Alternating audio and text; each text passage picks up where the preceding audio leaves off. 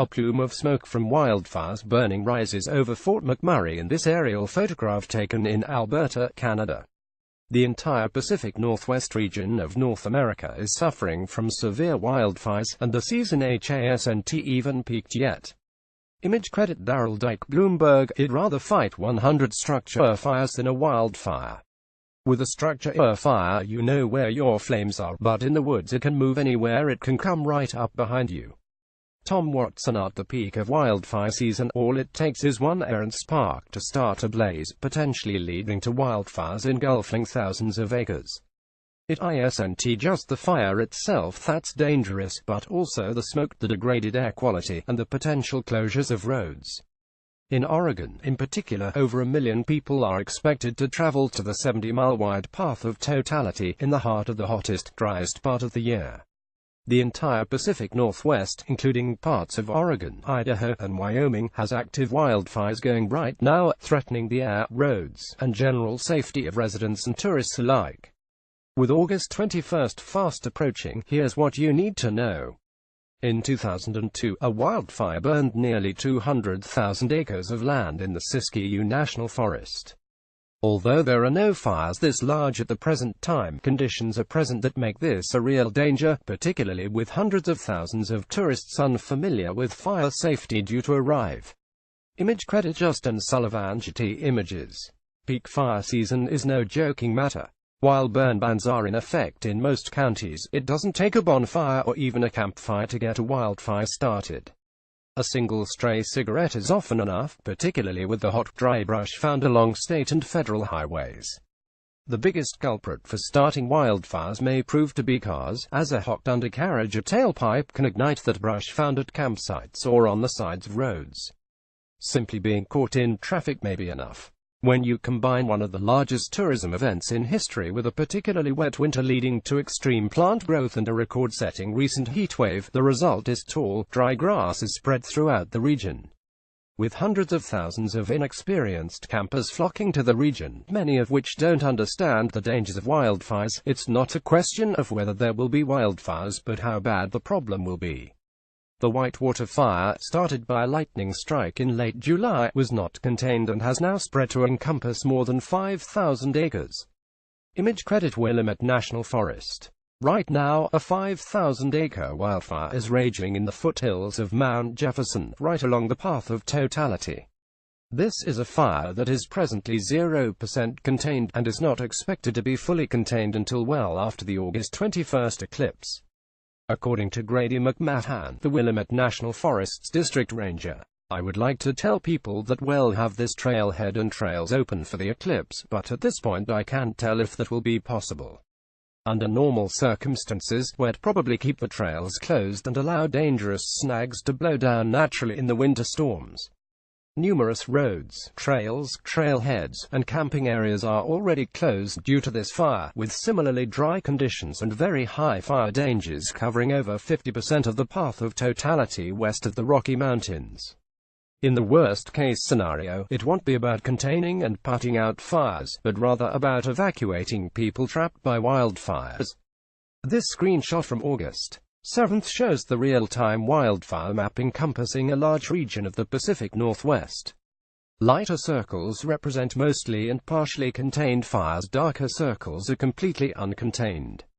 Image credit The Oregonian. Oregon Live via http://projects.oregonlive.com. Wildfires map 645.46011.6.598. The fact that so many extra cars will be on roads unequipped to handle that amount of traffic threatens to make it that much more difficult for firefighters, land management personnel, and Forest Service workers as well as volunteers to get to where they need to be. If you're headed down to enjoy the eclipse, it's important to be aware of these dangers, and in particular to be prepared. That means, realistically, you need to prepare in a total of 4 ways. Lightning strikes and human activity are the 2 main causes of wildfires on Earth, which routinely spread to burn thousands of acres every fire season. Image credit National Wildfire Coordinating Group. Point 1. Know the restrictions on fires wherever you're headed. If there are bans or moratoriums on activities like building campfires, gathering wood, or burning any such matter, make sure you obey them.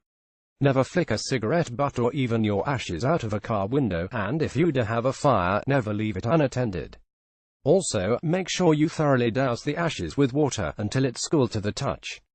According to Ken Armstrong of the Oregon Department of Forestry, know what the restrictions are in the area that you are going to go camp in and make sure you don't accidentally or on purpose cause a fire. Because the smallest thing can lead to an absolutely catastrophic wildfire. The path of totality, especially through Oregon, Idaho, and Wyoming west of the Rockies, are at extreme risk of wildfires as August 21st approaches. Being prepared and well supplied is vital. Image credit Xavier Jubier Google. Point 2. Bring extra food and especially extra water with you. With so many people traveling in such dry, hot conditions, the risk of dehydration is severe. Emergency crews will likely be unable to swiftly move to where help is needed, so the best thing you can do to avoid dehydration, particularly in locations where water is normally available but won't be for the eclipse, is to bring all the water you need plus extra with you. This is particularly relevant for those headed to Jefferson Park, where not only is there a wildfire caused by a lightning strike in progress, but where the largest draw of backcountry campers are expected to aggregate. Honestly, this is independent of wildfires. There's a significant risk of being trapped in your vehicle for hours upon hours just to travel a few miles. In the summer heat, having food and water with you is the smartest move. As air pollution reaches dangerously high levels, those with respiratory conditions will be affected first. You should lower your activity levels and even consider wearing an anti-pollution mask, particularly if you'll be spending large amounts of time outdoors. Image credit Rob Stothargity Images. Point 3.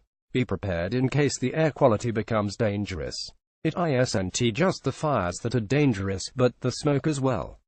Even being a large distance from a fire doesn't mean the air will be safe to breathe, and if you're camping, it's not like you have much of an opportunity to escape that. This past week, large parts of Oregon, Washington, and British Columbia experienced dangerously poor air quality, forcing the closure of many public spaces.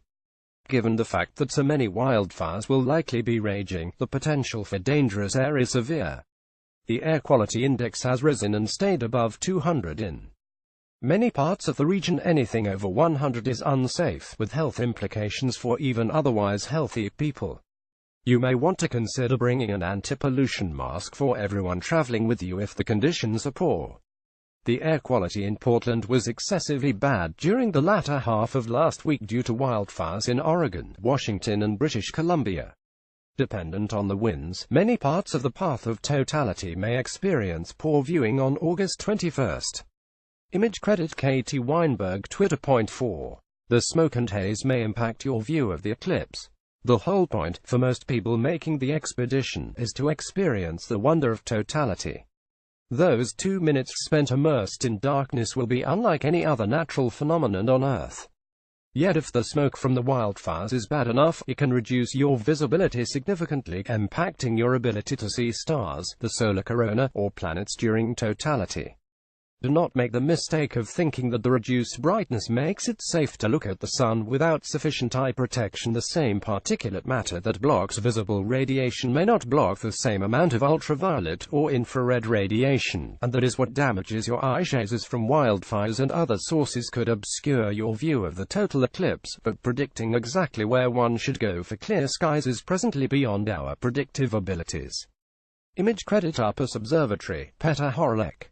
Your best bet, to be honest, is to choose an eclipse viewing site closer to the Oregon coast, as the prevailing winds will likely take any smoke eastward rather than westward. Regardless of where you are, knowing the rules and risks of fire, bringing extra food, water, and an anti-pollution mask are all good ideas, and valuing your safety over an ideal view of the eclipse are all things to keep in the forefront of your minds. With millions of people set to gather in areas unaccustomed to seeing so much traffic, it's up to all of us to be on our best behavior and leave no trace. Whilst the wildfires are inevitable, many are caused by human activity. With the potential to adversely affect so many people, it's never been more important to act responsibly when it comes to fire.